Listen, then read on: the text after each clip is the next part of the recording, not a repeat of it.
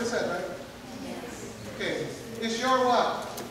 Sanctification, your holiness. God wants us to be holy because He is holy. Continuing on with our lecture. So who our master is, whether or not we want to be admired, we would want to find someone who we think is being admired by other people. But is that the type of person that we're longing for as a mate? Remember that quote again? The choice we make for a person to date, to court, to engage or marry is a direct reflection of our spiritual level and condition at the time we make that choice. So do not gamble that choice by thinking that you will change the other person later on. You cannot and you will not. So what is God's ideal plan to find the love of your life? We talked about this, how Satan is really busy in engaging you young people to make sure that you make the wrong choice. And please, young people, do not follow into their trap, thinking that it's okay. He's going to change later on. He's the one who's going to, you know, everything else is okay, but except for the religion part, that's okay. He will make the sacrifice later on to be an Adventist. But let me tell you, that is such a big gamble. The situation that we are in is not something that I advise to anyone because you really don't know what's going to happen in the future. You really don't know whether or not the true conviction is a 100% conviction until time will tell. True character gets revealed in time. And by your fruits you shall know them. So take time. Don't get married or don't go to courtship right away. You know? Nowadays it's so easy to find a girlfriend, right? You text me. Text me. Yeah, it's normal here in the Philippines. Text me. Yes. Yeah, and then all of a sudden you know, oh, you're my girlfriend now. It's that simple. No, we'll go through that process later. This is something that I want everyone to know firsthand. It is Satan's, he exalts in this work. That means he is the most successful in this work. For by it he can produce more misery and hopeless woe to the human family than by exercising his skill in any other direction. This is the most successful way for Satan to create so much misery in this world is when he puts two people who do not belong to each other to be together. In the Philippines, did you know that the Pope just passed a law that it's easier now for the process of annulment? You know that, right? It just got passed in July. And he says, almost free. The happiness and prosperity of a marriage relations depends upon the unity of the parties. But between the believer and the unbeliever, there is a radical difference of taste, inclinations, and purposes.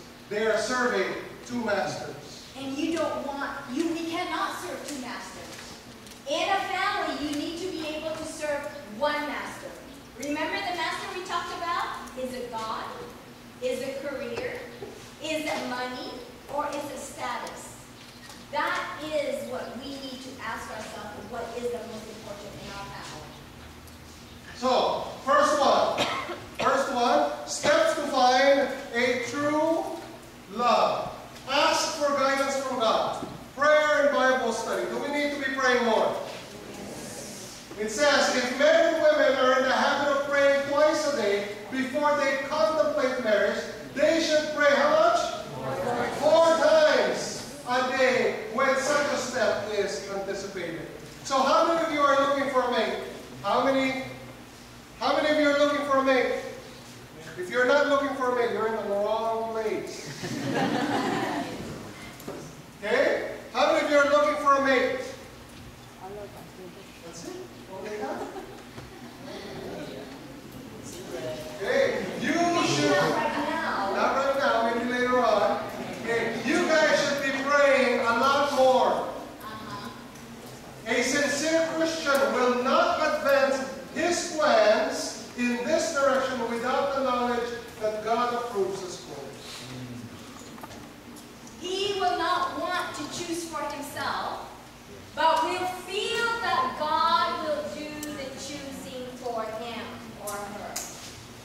because we are not to please ourselves, just as Jesus did not come to please himself.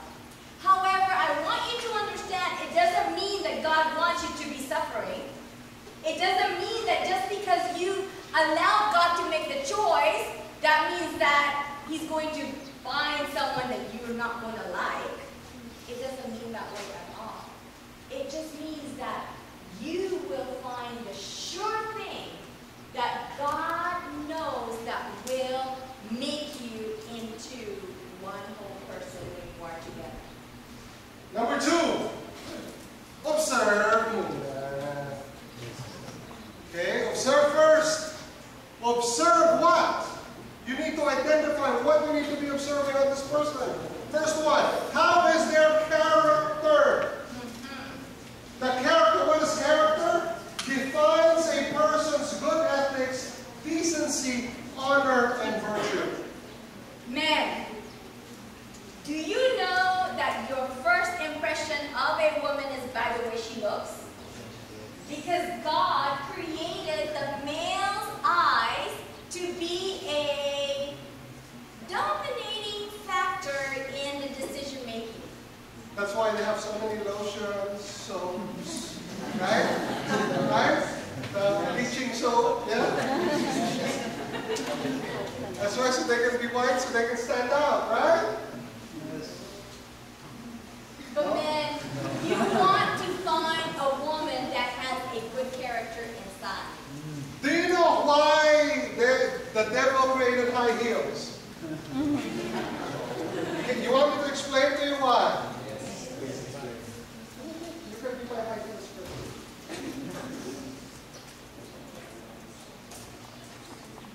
He knows what I'm talking about. He's been living in Nueva Era for a while. So let me ask you, why did the enemy create high heels? Okay? High heels, high heels. Look at that one, high heels. High heel. High heels, high heels. He's not used to. Okay. He walks like a man, but women don't walk that way. Walk like a woman.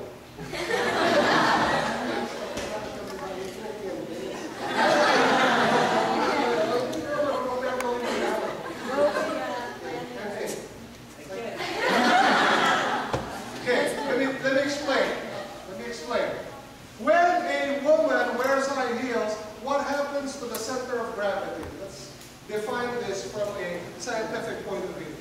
This is your center of gravity, correct? Yes. Okay. The moment you wear high heels, your center of gravity moves forward. Correct? Yes? Because now the pressure is on the toes and not the heel. Yes? Okay, what happens to your body's alignment? This comes out. And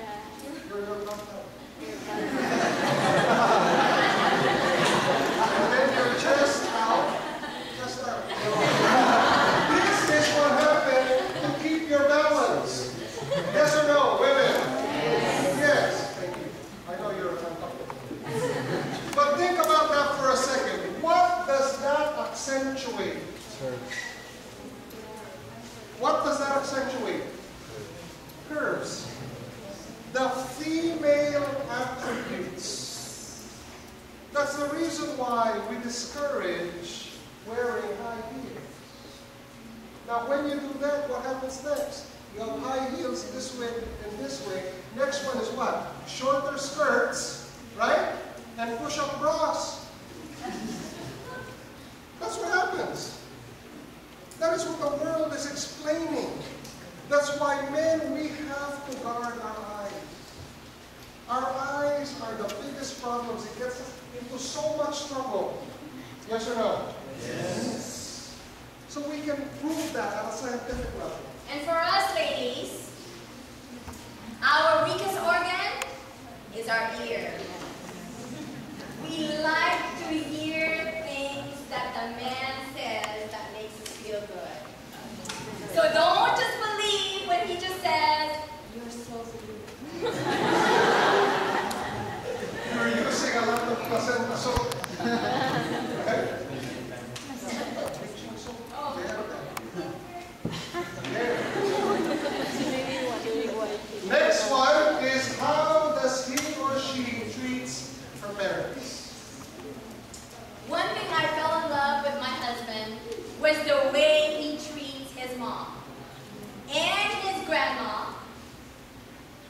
Because I always tell my grandma she's beautiful. Then I say, Ma, can I have some money?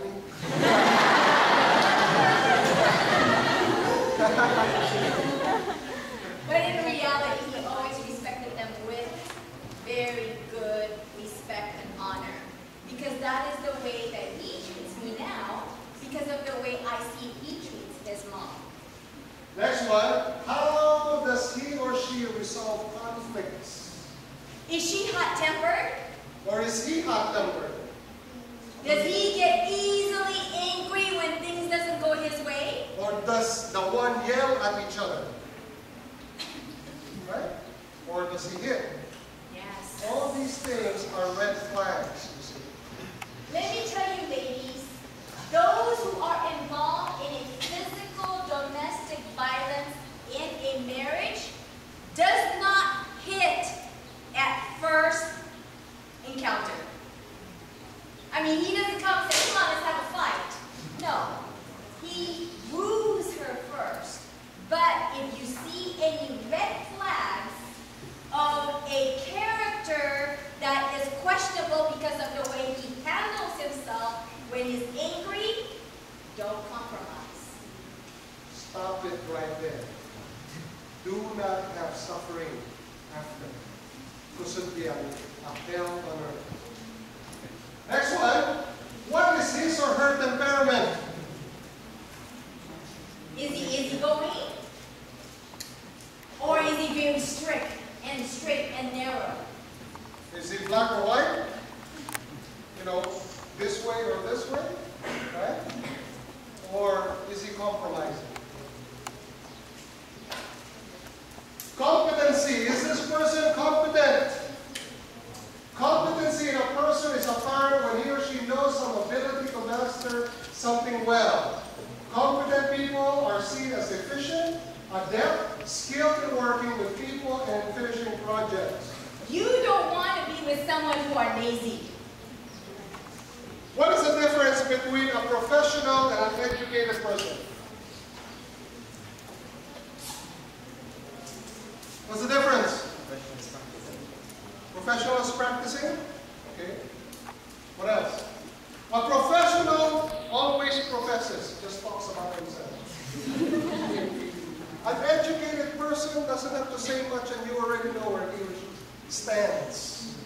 Can a farmer be professional, educated? Yes. They know how to handle themselves. He doesn't need to be a professional. I'm a farmer. Right? Or I'm a doctorate, a PhD in so-and-so. You don't need to tell everybody what you have. You don't need to profess. You are smart enough to know where you stand as an individual.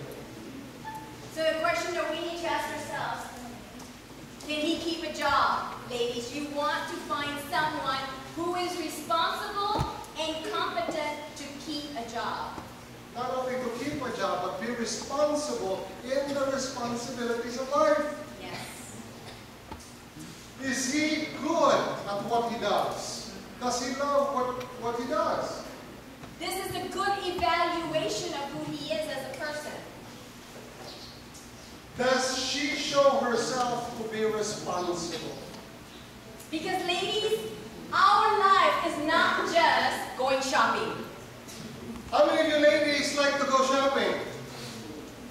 Nobody wants to admit. Huh? Huh? Do you know the 9th commandment?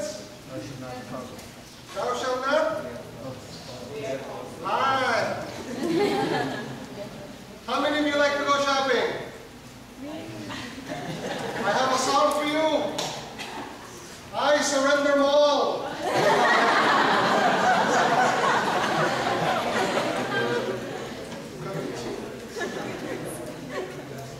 Does she know how to handle money?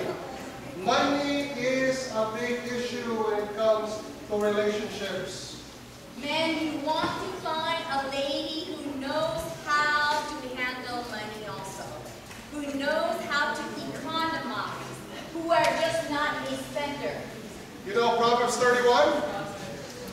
You guys know Proverbs 31? Yes. The righteous woman studied virtuous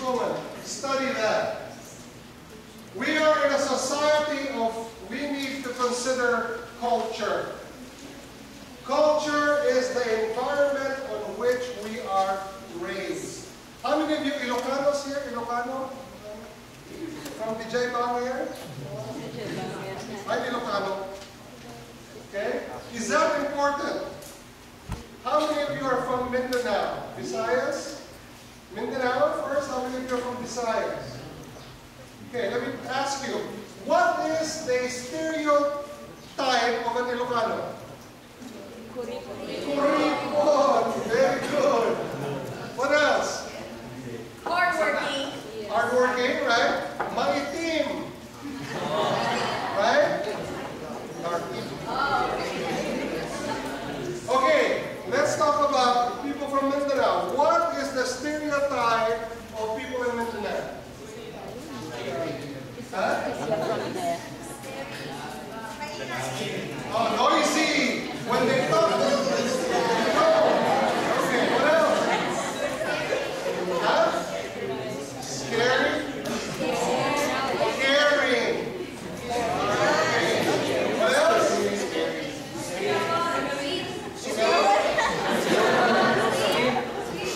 Jokers. Jokers, okay? What else? Ano? Hospitable, okay? How about people from Visayas? How come it's only the good stereotype? I didn't hear a bad stereotype. So you guys picked on Ilocanos Korean. Right? What else? Okay, but every culture has a bad and good connotation. Yes?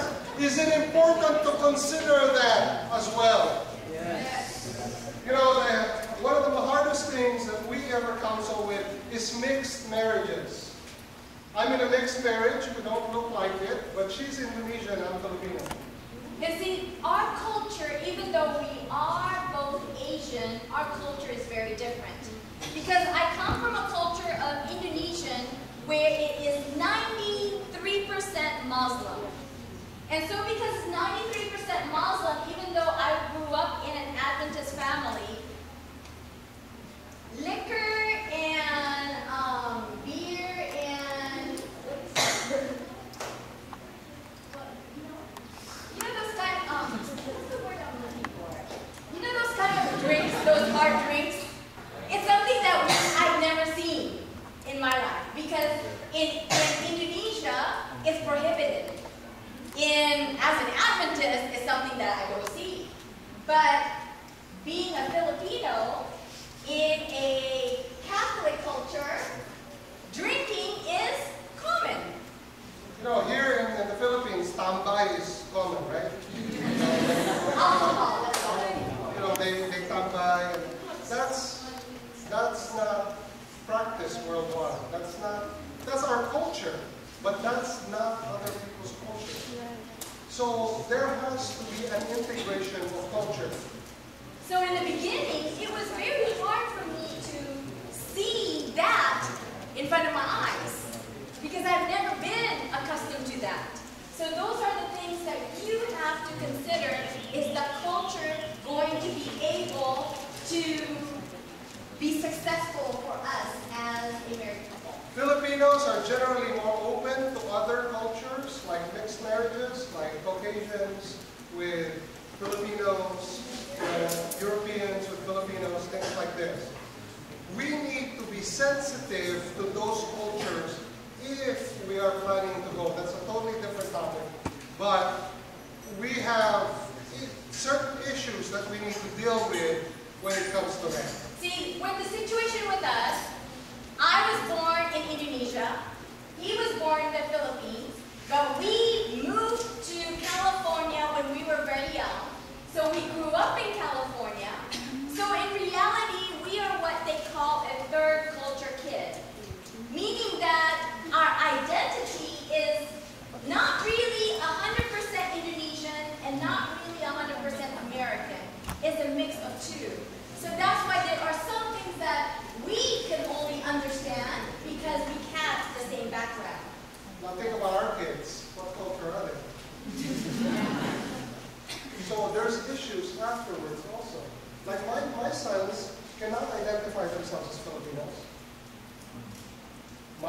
cannot identify themselves as Indonesians. They identify themselves as Asian Asians. You know, because when they look at the mirror, they see an Asian culture. So you have to be ready to handle that when it comes to marriage. Okay, so communication, is that important? The next C. Communication. How is he the silent type, ladies? If you're attracted to the silent type of man, you have to accept the fact that after he gets married, he'll still be silent. Because my dad is the silent type. My mom is a so my mom always says, he doesn't talk to me. Well, that's how he is. So you have to identify that. Am I willing to accept the silent type and not hear him talk very often? On our next lecture, we're going to identify for every word a man says, a woman says 200. You would like in the second and third session because we'll have a lot of fun in identifying the differences between a man and a woman. So in the next session, we're going to have boys, men on one side, the women on the other side. Okay, what is the pattern of behavior you observe when it comes to communication style?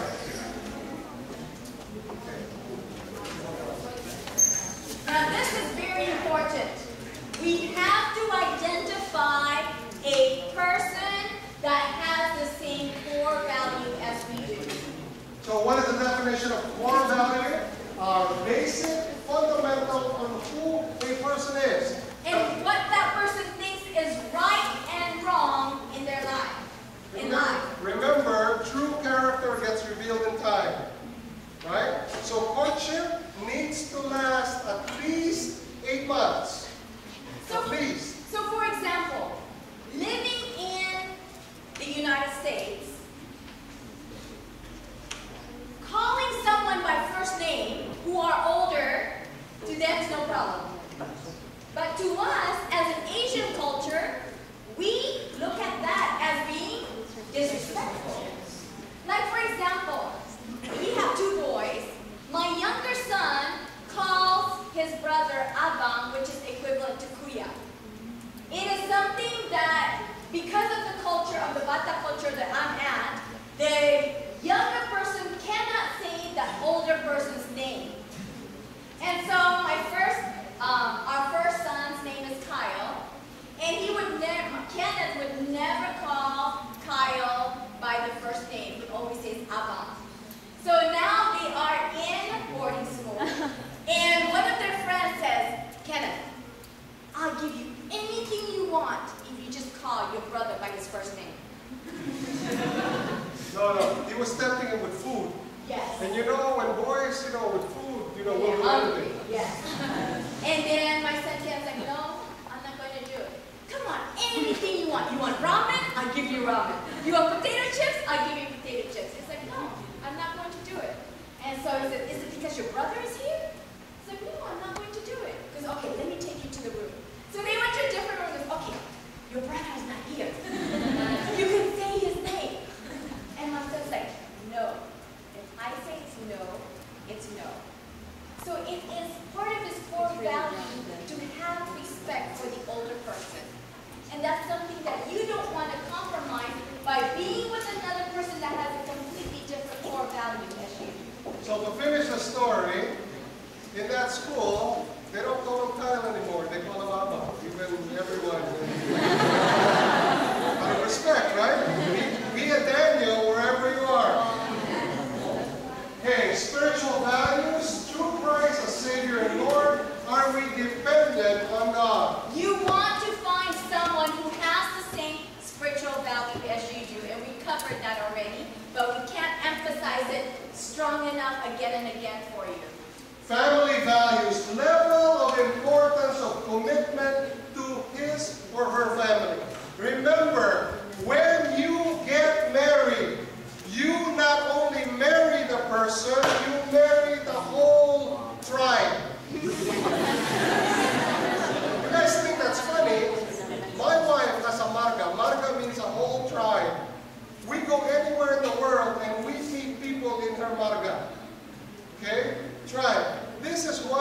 option that I'm going to tell you.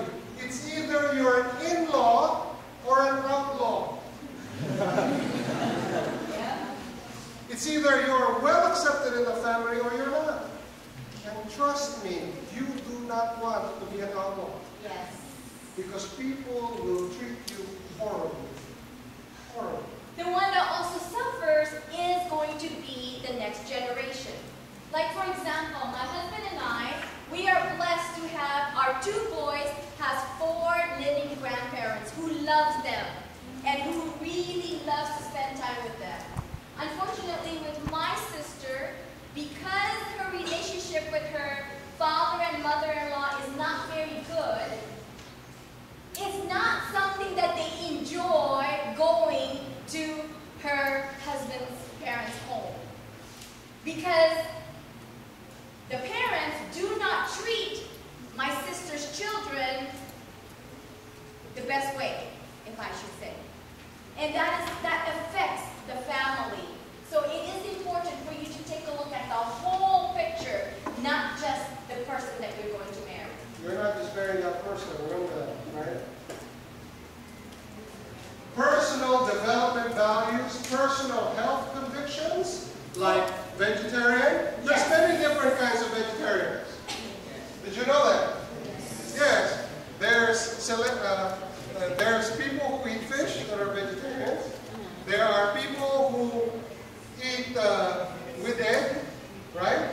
Lacto vegetarian. There's vegans, and then there's fruitarians that only eat fruits. There's many different kinds, and exercising is important.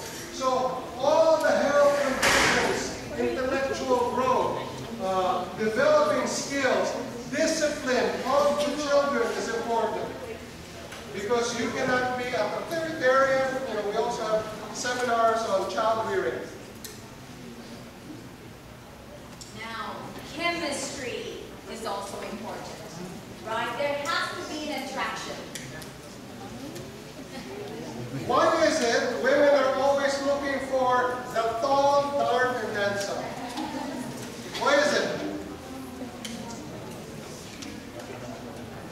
I asked a question, you're not answering. Why is the world stating you have to have a tall, dark, and handsome? Well, for me, I wanted somebody tall so that my children is not going to be as short as me. Yes. That's important too. Genes. If there's any illnesses, mental illnesses in the family. You know, I'm going to share with you this one story.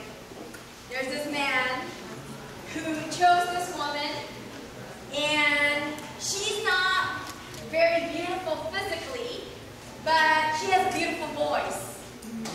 And so the man says, well, you know, even though I'm not attracted to her physically, but I really like her voice, and so he decided to marry her.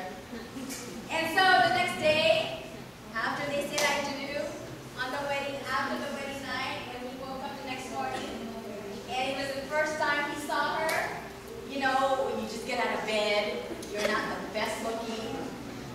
And so he looked at her, and he goes, sing, honey, sing.